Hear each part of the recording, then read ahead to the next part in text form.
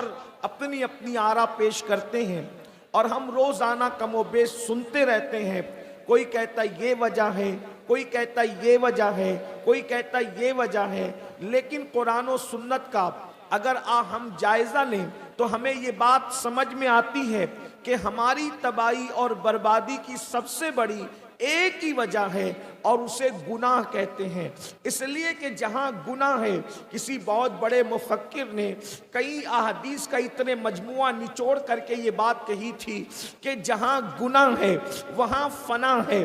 جب انسان گناہ کرتا ہے تو بربادی سے اسے دنیا کی کوئی طاقت بچا نہیں سکتی. جب انسان گناہوں میں مبتلا ہو جاتا ہے تو پھر اس کو بربادی سے دنیا کی کوئی قوت روک نہیں سکتی. اللہ اکبر. آپ دیکھیں پورے قرآن کو اٹھا کر کے آپ قرآن مقدس کا مطالعہ کریں تو آپ کو پتا چلے گا آسمان سے پتھروں کی بارش ہوئی تھی، گناہوں کی وجہ سے ہوئی تھی. ہواؤں کی آندھی چلی تھی، گناہوں کی وجہ سے چلی تھی. اللہ اکبر. زمین کے اندر قوموں کو دھسا دیا گیا تھا، گناہوں کی وجہ سے دھسایا گیا تھا. اللہ اکبر. ایک عالمی طوفان آیا تھا اور اس عالمی طوفان نے لوگوں کو جو وہ پانی کے اندر غرق کر دیا تھا. آج بھی تاریخ کے انمٹ نقوش پکار پکار کر ہمیں عبرت کی دعوت دے رہے ہیں کہ لوگ اگر دھسے ہیں زمین میں تو گناہوں کی وجہ سے، پتھروں کی برسات ہوئی ہے تو گناہوں کی وجہ سے، چہرے سور اور بندروں کی طرح ہوئے ہیں تو گناہوں کی وجہ سے. اور میرا اللہ قرآن میں واضح طور پر ارشاد فرماتا ہے وَمَا أَصَابَكُم مِّن مُّصِيبَةٍ فَبِمَا كَسَبَتْ أَيْدِيكُمْ، کہ تم پر جو مصیبت آتی ہے وہ تمہارے گناہوں کی وجہ سے آتی ہے. میرے پیارے آقا صلی اللہ علیہ وسلم کے پیارے دیوانوں، ہم یہ تصور کرتے ہیں، ہم یہ سوچتے ہیں مولانا گناہ کریں گے تو اس کی سزا قبر میں ملے گی، گناہ کریں گے تو اس کی سزا میدان محشر میں ملے گی. حالانکہ ایک مسلمان کو اگر یہ یقین ہے کہ میرے گناہ کی سزا مجھے قبر اور میدان محشر میں ملے گی تب بھی تو اس کو گناہ نہیں کرنا چاہیے. اس لیے کہ نہ قبر میں گناہ برداشت کرنے کی طاقت ہے، نہ حشر میں گناہ کا عذاب برداشت کرنے کی طاقت ہے. قبر میں بھی عذاب نہیں برداشت ہو سکتا گناہ کا، میدان محشر میں بھی برداشت نہیں ہو سکتا. مگر بے باکی تو دیکھو، لوگ کہتے ہیں مولانا قبر میں سزا ملے گی تب دیکھا جائے گا، محشر میں سزا ملے گی تب دیکھا جائے گا. اس کا مطلب یہ ہے کہیں نہ کہیں ایمان کمزور ہوا ہے، کہیں نہ کہیں اللہ رسول کی باتوں پر سے یقین کمزور ہوا ہے.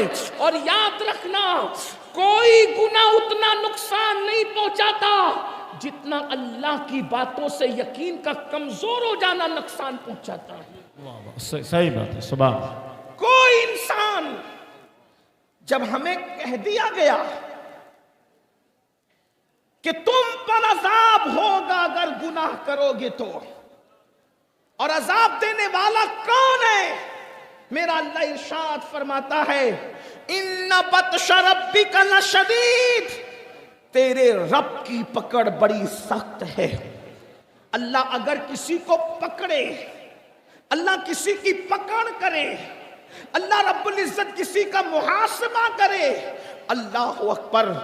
ذرا سوچو تو صحیح، اگر میرا اللہ ہمارے سر میں درد دے دے، صرف انسان کے سر میں درد ہو تو رات بھر وہ کروٹیں بدلتا ہے، اس کو نیند نہیں آتی. اگر کمر کا درد شروع ہو جائے تو انسان تڑپتا ہے، اس کو نیند نہیں آتی. اگر آنکھ کا درد شروع ہو جائے وہ تڑپتا ہے، اس کو نیند نہیں آتی.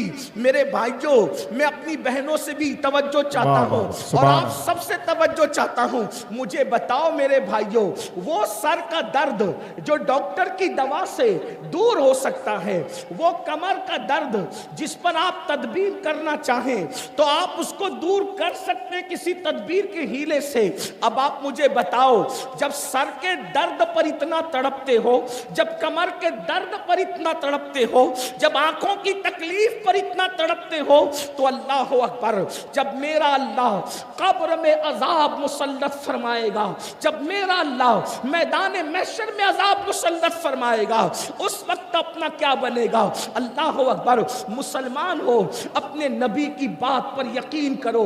تو میں عرض یہ کر رہا تھا, اگر آخرت میں بھی عذاب کا تصور ہوتا تو بھی بہت بھیانک بات ہے, عذاب تو ہم برداشت ہی نہیں کر سکتے. مگر سن لو, انسان کے گناہوں کی سزا صرف اس کو آخرت میں نہیں ملتی, بلکہ انسان کے گناہوں کی سزا اس کو دنیا میں بھی ملتی ہے. انسان کے گناہوں کی سزا اس کو دنیا میں بھی آتی ہے. اللہ اکبر, اللہ اللہ. آئیے میں آپ کو بتاؤں, ایک بزرگ فرماتے ہیں کہ جب میں رات کو گناہ کرتا ہوں, جب میں رات کو گناہ کرتا ہوں, تو صبح میں دیکھتا ہوں کہ میری سواری میری نافرمانی کرتی ہے. یعنی میرے رات کے گناہ کا اثر میری سواری سے بھی ظاہر ہوتا ہے.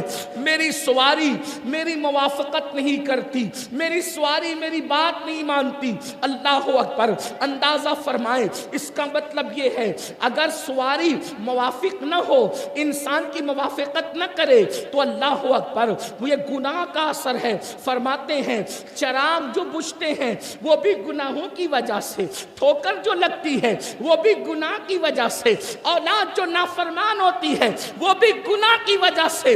گناہ کو کیا سمجھتے ہیں, گناہوں کو کیا سمجھ رکھا ہے. آج ہر ماں باپ شکایت کر رہے ہیں, مولانا میرا بچہ فرما بردار نہیں ہے. میں کہتا ہوں تم نے اللہ کی فرما برداری کی ہوتی تو شاید تمہاری اولاد تمہاری نافرمان نہ ہوتی. مجھے بتاؤ, جو اللہ کی نافرمانی کرے اس کی اولاد اس کی فرما برداری کیسے کرے؟ تو یاد رکھنا, جو ماحول ہے صرف گناہ کی وجہ سے. مسلمانوں, گناہ کرنا چھوڑ دو, گناہ کرنا چھوڑ دو, اللہ سے رشتہ جوڑ لو. پھر دیکھو کیسے کرم کی برسات ہوتی ہے, پھر کیسے چھما چھم کرم برستا ہے. اب یہاں ایک بات یہ کہنے میں آتی ہے کہ حضرت ٹھیک ہے, گناہ کی بات تو روزانہ ہی سنتے ہیں, گناہ چھوڑنا چاہتے ہیں, گناہ سے چھٹکارا نہیں ملتا. یہ بات ہے, کوئی مسلمان ایسا نہیں جو گناہ کرنا چاہتا ہو, گناہ چھوڑنا چاہتے ہیں, چھٹکارا نہیں ملتا. بالکل ایسے ہی جیسے چور کمبل چھوڑنا چاہتا ہے لیکن کمبل چور کو نہیں چھوڑتا. تو گناہ سے چھٹکارا کیسے ملے؟ کوئی کہتا ہے یہ کرو وہ کرو وہ کرو وہ کرو. میں نے کہا کچھ نہ کرو, ایک بات کرو بس. اگر گناہ کی دنیا سے نکلنا ہے, اگر گناہ کے دلدل سے نکلنا ہے, اگر گناہ کی نحوست سے نکلنا ہے, اگر گناہ اور جرائم سے ہجرت کرنا ہے, میری بات نہ سنو, کسی کی نہ سنو, اللہ کا فرمان سنو. گناہ سے بچنے کا سب سے بہترین دستور قرآن میں موجود ہے. اگر گناہ سے نکلنا ہے تو میرا اللہ فرماتا ہے نماز پڑھنا شروع کر دے, تو خود گناہوں سے نکلتا چلا جائے گا. کیونکہ نماز میں اتنی طاقت ہے, نماز میں اتنا پاور ہے. اللہ ارشاد فرماتا ہے ان الصلاۃ تنہا عن الفحشاء والمنکر, بے شک نماز ہر برائی سے اور بے حیائی سے روک لیتی ہے. پتہ چلا نماز پڑھو گے, سجدہ کرو گے, خود بخود دل میں گناہ سے نفرت پیدا ہوگی, برائیوں سے نفرت پیدا ہوگی, جرائم سے نفرت پیدا ہوگی. اور سن لو, یہ جو دماغ کے اندر خبط چڑھا ہے نا, مولانا میں گنہگار ہوں, میں کیا نماز پڑھوں. میرے عزیز, یہاں گنہگار اور نیکی کا کوئی مسئلہ نہیں ہے. میرے نبی نے تو انسان کو اللہ سے جوڑنے کے لیے کتنا خوبصورت قانون عطا کیا, کتنا حسین قانون عطا کیا. ایک بات آپ کو بتاؤں, حدیث میں جو ہے, حدیث میں جو ہے اس پر ہمارا ایمان ہے, حدیث میں جو اس پر ہمارا یقین ہے. اللہ کے رسول نے فرمایا جس وقت بندہ سجدے میں چلا جاتا ہے, اللہ اور بندے کے درمیان جتنے پردے ہوتے ہیں اللہ سارے پردوں کو اٹھا دیتا ہے. اس میں عالم غیر عالم کا کوئی فرق نہیں. اس میں نیک اور بد کا کوئی فرق نہیں، اس میں اپنے اللہ اکبر خطے قبیلے اور علاقے کا کوئی فرق نہیں. جو خلوص سے دل سے سجدہ کرے گا اللہ کے قریب ہو جائے گا. اللہ اور بندے کے درمیان کے سارے حجابات اٹھ جائیں گے. اب آپ مجھے بتائیں جو ایک سجدہ اللہ کے قریب کر دیتا ہے، یا یوں کہہ لے جس سجدے سے اللہ ملتا ہے، دنیا کی کون سی نعمت اس سجدے سے نہیں مل سکتی.